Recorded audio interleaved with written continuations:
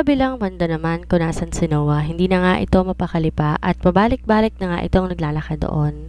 Bro, baka naman pwedeng maupo ka na lamang. Nahihilo na kami sa iyo eh, sabi ni Kimboy kay Noah. Kasama rin kasi si Kimboy at Nina sa mga abay ni Noah at Shirley. Ilang buwan na rin nakakalipas na mga anak si Nina kaya naman hindi talaga to pumayag na hindi siya magiging abay sa kasal ng kakambal niya at ni Shirley.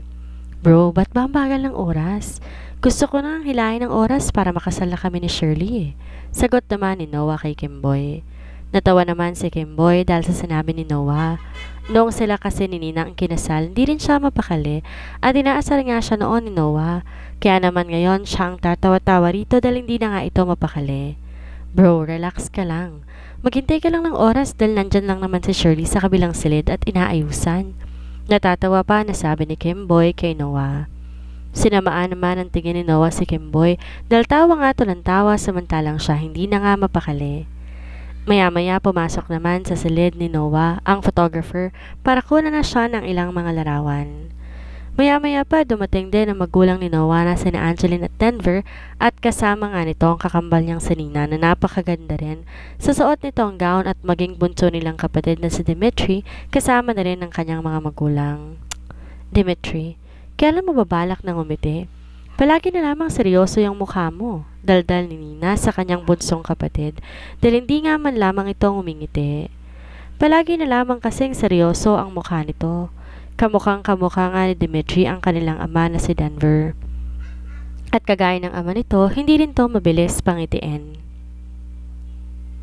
Ate Nina, bakit pa pinaproblema mo mukha ko? Ang importante naman, gwapo ako ah. Seryoso naman na sagot ni Dimitri sa kanyang ate Nina. Wow ha, oo na, gwapo ka nga, hindi ka naman marunong umiti. Nakataas pa ang kilay na pang-asa ni Nina sa kanyang bunsong kapatid. Iiling-iling naman si Dimitri dahil sa kakulitan ng ate Nina niya. Oo nga pala, nasan si Amanda? Bakit di miyata siya kabuntot ngayon? Tila na nga asar pa na sabi ni Nina. Ate, pabayaan mo na nga ang babaeng yun. Mabuti nga hindi nakabuntot sa akin ngayon eh. Nakasimangot na sagot ni Dimitri sa ate Nina niya. Palagi kasing nakabuntot sa kanya si Amanda. Si Amanda kasi anak ng Tito Liam at Tita Beatrice nila, ang mga kaibigan ng kanilang mga magulang. Bata pa lamang kasi madalas na magkasama noon sila Dimitri at Amanda dahil nga magkaibigan ang kanilang mga magulang kaya naman magkasama na talaga sila noon pa. Sus, alam mo Dimitri, maganda si Amanda. Sa tingin ko bagay kayong dalawa. Pang-asar pa ni Nina kay Dimitri. Sinamaan naman ng tingin ni Dimitri ang ate Nina niya dahil nangungulit na naman nga ito. Tama na yan. Mamaya mapikon mo na naman si Dimitri, Nina ha. Saway na ni Angeline sa dalawa niyang anak dahil kilala niya na si Nina dahil kahit may asawa at anak na nga ito, magaling pa rin talaga tong mga asar lalo na kay Dimitri. Natawa naman si Nina dahil sa sinabi ng kanyang ina at pagtingin nga niya kay Dimitri lalo pa nga siyang natawa dahil masama na nga ang tingin nito sa kanya. Okay, fine. Titigil na ako. Sumusukong sabi ni Nina kay Dimitri at pigil pa nga niyang kanyang sarili na matawa ng malakas dahil sa itsura ni Dimitri. Natigil naman na sa pang-asar niya kay Dimitri si Nina na nagsimula na nga kumain sila ng larawan. Matapos kuhanan ng larawan ay agad nang lumabas si Nina ng silid na yon. Susunod na nga rin sa kanya si Kimboy para puntahan ang kanilang mga anak. Naiwan naman na sa silid na yon sina Angeline, Denver at Dimitri. Hinihintay nga nila na matapos si Noah sa pagbibihis nito at pwede na nga silang bumaba upang makaalis na sila doon at makapunta na ng simbahan dahil kailangan mauna ang groom sa simbahan. Anak, ang mga payo ko sa iyo ha, huwag na huwag mong kakalimutan. Magbahalan pa kay Lyle ni Shirley ha? Alam ko naman hindi mo siya pababayaan. Nakangiti naman na sabi ni Angeline kay Lucas. Agad naman na napangiti si Noah, niyakap pa nga niya ang kanyang ina. Yes mom, tatandaan ko po lahat ng binili niyo sa akin. At pangako hindi ko po sasaktan si Ayesha bagkos pakamamahalin ko po talaga siya. Sagot naman ni Noah sa kanyang ina. Napangiti naman si Angeline sa sinabi ng kanyang anak. Mukhang ready ka na, ang mabuti pa umalis na tayo dahil baka maunahan pa tayo ng bride sa simbahan. Nakangiti pang sagot ni Angeline sa kanyang anak. Agad namang nagsikilo sa mga naroroon. Inayos na nila ang damit ni Noah at pagkatapos nga nun, diretsyo na sila simbahan kung saan gaganapin ang double wedding. Mabilis lang naman ang naging biyahe nila Noah at ang kanyang pamilya papunta sa simbahan at pagkarating nga nila doon naabutan naman nila doon si Greg kasama ng pamilya nito na matyaga rin naghihintay sa kanilang bride. Ilang sandali pa nga na naghintay sina Noah at Greg sa kanilang mga bride at napangiti na nga lamang sila na magsalita ang organizer ng kanilang kasal na dumating na nga raw ang dalawang bride. Agad naman na nagsiayos ang kanilang mga pila sa entourage na maglalakad sa gitna ng simbahan. Hindi naman na nagtagal pa at agad na ngang nagsimulang maglakad ang entourage na ikakasal. Unang naglakad ang dalawang groom, sinundan ng mga ninong at ninang. Sumunod nga ang mga abay na lalaki at abay na babae at sinundan naman sila ng mga cute na mga flower girls at ring bearer. Ang pinakang huli nga na papasok ay ang dalawang bride. Habang naghihintay naman na matapos ang pagmarcha ng mga entourage ay napapangiti na nga lamang sila Shirley at Jessie dahil sobrang saya talaga nila ngayon dahil sa wakas ikakasal na nga sila sa taong mahal na mahal nila at handang-handa na nga sila na matali sa mga ito at makasama ang mga ito habang buhay. Nakangiti nga rin si Joel habang nagpapalipat-lipat ng tingin sa kanyang mga anak kaya naman natanaw nga lamang talaga sila Shirley at Jessie sa kanilang ama. Sobrang gaganda ng mga anak ko, kaya hindi nakapagtataka na ayaw talaga kayong pakawalan ng inyong mga nobyo at gusto na talaga agad kayong pakasalan? Naiiling pa na sabi ni Joel sa kanyang mga anak. Dad naman, nagmamahalan po kami, kaya po gusto namin magpakasal. Sagot naman ni Jessie sa kanyang ama. Oo nga po tay, mahal na mahal po namin ang magiging asawa namin, kaya po kami pumayag na magpakasal sa kanila. Sagot din naman ni Shirley sa kanyang ama. Hindi naman na nagsalita pa si Joel at napapangiti na lamang talaga siya sa kanyang mga anak. Sakto naman, sinenyasan na sila ng organizer na maglakad na sa gitna. Sabay namang naglakad sina Shirley at Jessie at nasa gitna nga nila ang kanilang ama. Nakahawak pa nga sina Shirley at Jessie sa braso ng kanilang ama habang naglalakad. Habang naglalakad naman si Shirley, titig naman siya sa kanyang mapapangasawa at napapangiti na lamang talaga siya dahil napakagwapo o mas magandang sabihin na mas gumwapo lalo si Noah sa suot nitong tuxedo. Hanggang ngayon kasi parang di pa rin siya makapaniwala na ikakasala sila ng kapatid ng kanyang dating amo. Isa hinagap hindi niya akalaing mamahalin siya ng isang katulad ni Noah na galing sa mayamang pamilya, samantalang siya ay laki sa hirap lamang.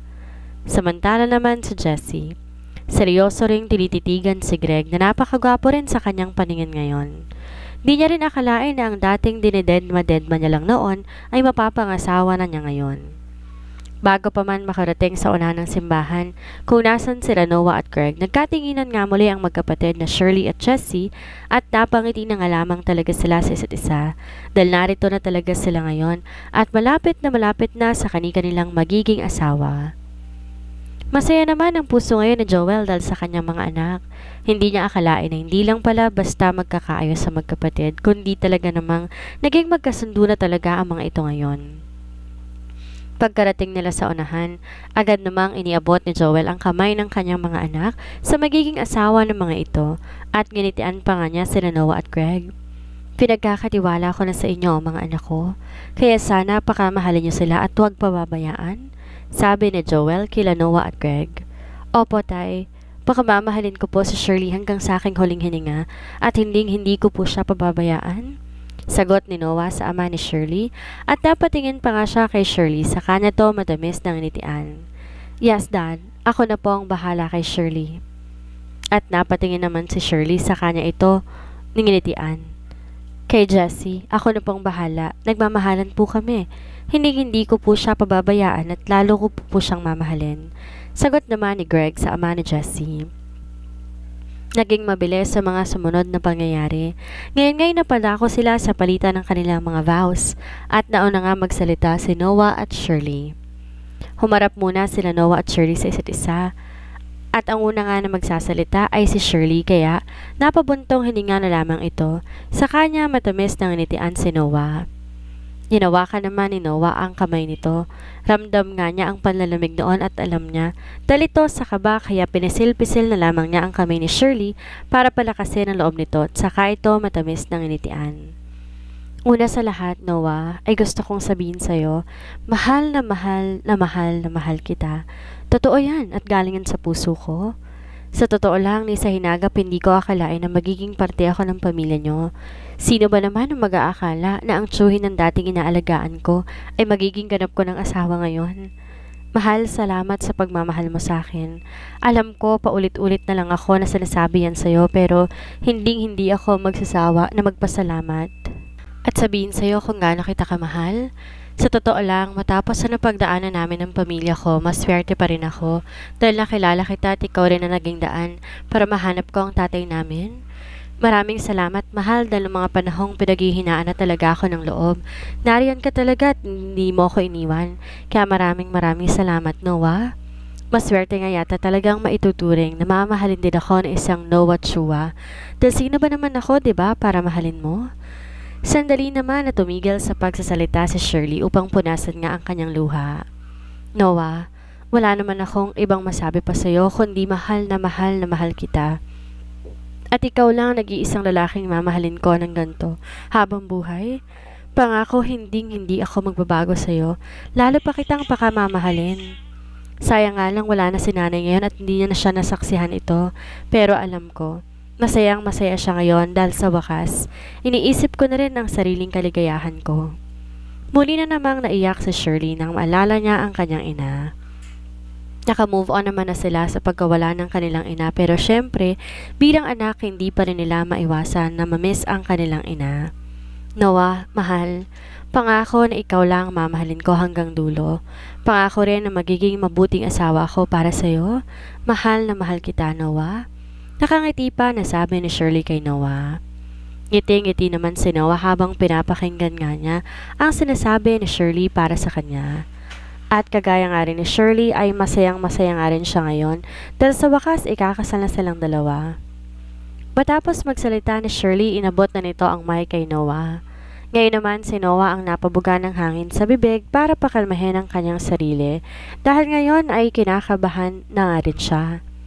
Natawa naman ang ilang mga bisita na nakatingin kay Noah dahil halata mo nga sa mukha nito na kinakabahan na nga ito.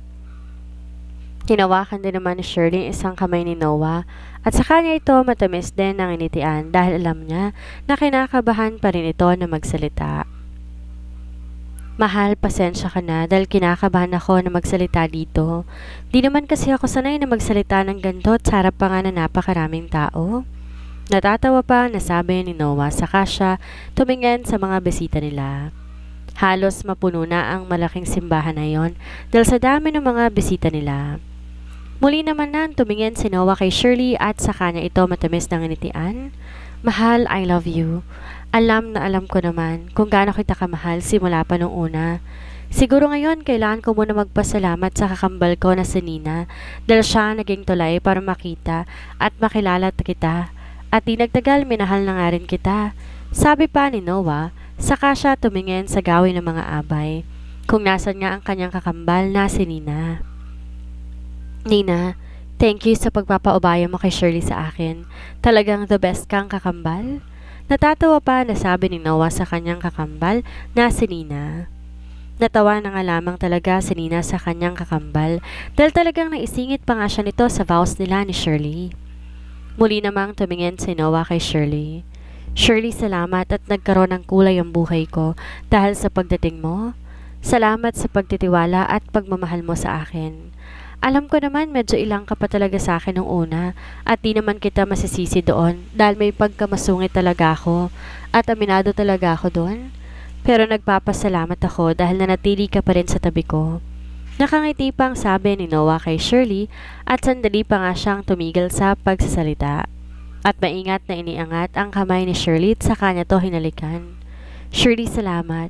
Dahil kahit na sa pagpayag mo na mapapangasawa ako kahit na konting panahon pa lamang ating relasyon. Kaya maraming salamat at hindi mo talaga alam kung gaano ko kasaya ngayon. Dahil sa wakas magiging ganap na asawa na kita. Pangako ko sa iyo lalo pa kitang pakamamahalin hanggang sa huling hininga ko at ikaw lang nag-iisang babae na mamahalin ko ng ganito. Mahal na mahal kita, Shirley. Seryoso pang muli na sabi ni Noah kay Shirley. Di naman maiwasan ni Shirley ang mapaluha nang maalala nga niya ang mga pinagdaanan niya kasama si Noah at laking pasalamat talaga niya na hindi siya iniwan nito noong mga panahong lugmok na lugmok siya. Matapos sina Shirley at Noah ang magpalitan ng kanilang mga vows, sila Jessie at Greg naman ang magsasalita ngayon at ramdam mo rin sa mukha ng mga to na kinakabahan na rin nga ang mga ito. Una naman na magsasalita si Jessie, kaya nakailang buga pa siya ng hangin sa kanyang bibig para pakalmahin ang kanyang sarili dahil kanina pa talaga siya kinakabahan. Greg, my love, hindi ko talaga alam kung paano ko ba talaga sisimulan. Pero sige, sisimulan ko na lamang sa kung paano tayo nagsimula. Alam ko naman noon pa na may pagtingin ka sa akin dahil nga nasabi mo rin yun sa akin nung una nung nag-aaral pa lamang tayo. Hindi ko yun pinansin kasi nga may iba akong gusto at alam mo naman yon. Pero laking pasasalamat ko pa rin para sa'yo. Dahil kahit na alam mong may iba akong gusto, hindi ka pa rin sumuko sa akin. Pinaglaban mo ang pagmamahal mo sa akin. Alam ko na masyado akong makasarili at masama ugali noon at inaamin ko naman yon, pero ngayon na-realize ko na ang mga bagay na pinagagawa ko noon na hindi pala talaga tama. Mabuti na lang talaga at nakinig ako kay Dad nang sabihin niya sa akin na baka nasa paligid ko lang ang taong tunay na nagmamahal sa akin. At mukhang tama siya dahil nasa paligid nga lang kita. Dahil muli kang nagbalik at pinaglaban mong nararamdaman mo sa akin. Nakangiti pang sabi ni Jessie kay Greg at di rin naman maiwasan ni Greg na mapangiti ng maalala nga niya. Umamin nga siya noon kay Jessie pero binasted nga siya kaagad nito. Greg, thank you dahil nandyan ka palagi para sa akin. Di ko akalain ang taong una kong binasted noon, siya pa palang magiging asawa ko ngayon. Di ko akalain ang taong lagi kong sinusungitan at iniiwasan noon ay ang taong mamahalin ko pala ng ganito at gusto ko makasama habang buhay. Greg, sa konting panahong nakarelasyon kita, dun ko napagtanto, iba pala talagang nagagawa ng pagmamahal. Kaya ka pala talagang baguhin ito. At nagpapasalamat ako sa iyo dahil talagang binago mo ko. Salamat sa pagmamahal na pinaparamdam mo sa akin kahit minsan tinutoyo ako. Mahal na mahal kita, Greg. Hindi man ako sweet na girlfriend, mahal na mahal naman kita. Dito sa puso ko, ikaw lang nag-iisa. Pangako ko sa iyo, hindi na ako magbabago at ikaw lang mamahalin ko hanggang sa huli. I love you, Greg, and thank you for everything you've done to me. Sabi pa ni Jessie sa kanyang mapapangasawa habang hindi maalis-alis ang ngiti nito sa kanyang labi. Ngayon naman si Greg ang magsasalita. Natanaw pa nga si Jessie sa kanya dahil napakaseryoso talaga palagi ng mukha nito. Jessie, my love, first of all, I want to say I love you. Palagi ko naman din siyang sinasabi sa iyo na mahal kita. Nakangiti pa na sabi ni Greg kay Jessie. Alam mo ba na kagaya mo ay hindi ko akalain na ikaw na ang magiging asawa ko at baka kasama ko habang buhay? Palagi mo kasi akong binabasted kaya naman kamuntik na talaga akong panghinaan ng loob. Kasi sino ba namang lalaki ang matutuwa sa paulit-ulit na pangbabasted ng isang babae? Well, siguro ako na yun. Sandali pa ngang natigil sa pagsasalita si Greg at bahagya pa nga siyang natawa at kahit ang ibang mga naroon natawa na nga rin sa sinabi niya. Pero alam mo, Jessie, kahit pa ulit-ulit mo akong binasted noon, talagang paninindigan ko ang nararamdaman ko para sa'yo. Hindi ko rin alam sa sarili ko kung bakit, basta ang alam ko mahal kita at hindi ako susuko sa'yo. Kaya naman nang dumating ang araw na nasungkit ko rin sa wakas ang matamis mong oo, ay talaga namang walang pagsidlan ang saya na nararamdaman ko ng araw na yon. Dahil sa wakas, ang babaeng matagal ko ng gusto ay nobya ko na ngayon. Jessie, alam ko hindi ako perpektong tao, pero ito lang tatandaan mo kahit anong mangyari, ikaw at ikaw pa rin ang mamahalin ko at gusto ko makasama habang buhay. Ganyan kita kamahal kaya hindi kita sinukuan. Ngayon pupunta na tayo sa susunod na kabanata ng ating buhay, pangako ko sa'yo. Lalo pa kitang pakamamahalin at hindi kita pababayaan. Mahal na mahal kita, Jessie, at ikaw lang ang nag-iisang babae na mamahalin ko ng ganito. Sabi pa ni Greg kay Jessie. Hindi naman napigilan ni Jessie ang maluha dahil sa sinabi ni Greg dahil masayang-masaya siya ngayon na sa wakas, kasal na nga sila ni Greg. Siguro nga sandaling panahon pa lamang ang kanilang relasyon, pero ipinagpapasalamat ni Jessie ang pagdating ni Greg sa kanyang buhay dahil totoong binago siya nito. Kaya naman ngayon talagang mahal na ni Jessie si Greg at ganon din naman si Greg kay Jessie.